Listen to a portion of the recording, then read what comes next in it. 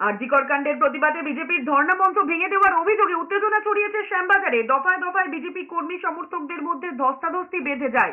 রাস্তায় শুয়ে অবরোধ শুরু করেন বিজেপির কর্মীরা। প্রতিবাদ করায় আটক করা হয়েছে কালচারাল সেলের আহ্বায়ক রুদ্রনীল ঘোষ সহ অন্যান্য বিজেপি কার্যকর্তাদের। আরজিকর কাণ্ডের প্রতিবাদে শ্যামবাজারে অবস্থান বিক্ষোভ করার ঘোষণা করেছিলেন রাজ্য সভাপতি সুকান্ত মজুমদার। সেই মতো শ্যামবাজার মেট্রো স্টেশনের 1 নম্বর গেটের কাছে বিজেপির তরফে মঞ্চ বাঁধা হয়। বিজেপির অভিযোগ, রাতের অন্ধকারে পুলিশ সেই ধর্ণা মঞ্চ খুলে দেয়। এরপরে বিজেপি কর্মীরা ফের মঞ্চ বাঁধার চেষ্টা করলে উত্তেজনা ছড়িয়ে পড়ে।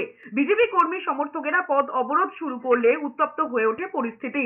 টেনে হিঁচড়ে একের পর এক বিজেপি কর্মীদের আটক করে লালবাজারে নিয়ে যেতে থাকে পুলিশ। খবর পেয়ে সেখানে হাজির হন বিধায়ক অগ্নিমিত্রা পাল, অশোক কীর্তনিয়া, সাংসদ শ্রমিক ভট্টাচার্যরা।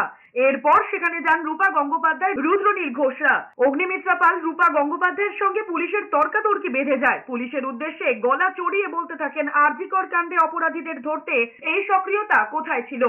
যারা আরজিকরে প্লেস অফ অকারেন্সকে ভেঙে দিতে পারে, যে ঘটনাকে কেন্দ্র করে পাহাড় থেকে সাগর পর্যন্ত মহিলারা স্বতঃস্ফূর্তভাবে প্রতিবাদ করছেন কোন রাজনৈতিক দলের পতাকা নিয়ে, যেভাবে মধ্যরাত্রে মানুষের ঢল নেমেছে, তো স্বাভাবিকভাবেই একটা মঞ্চ ভেঙে সেটাকে বন্ধ করা যাবে না। একটা সর্বভারতীয় দল বিজেপি, আমরা দীর্ঘদিন ধরে এটার বিরুদ্ধে আন্দোলন করছি এবং আমাদের আন্দোলন চলবে।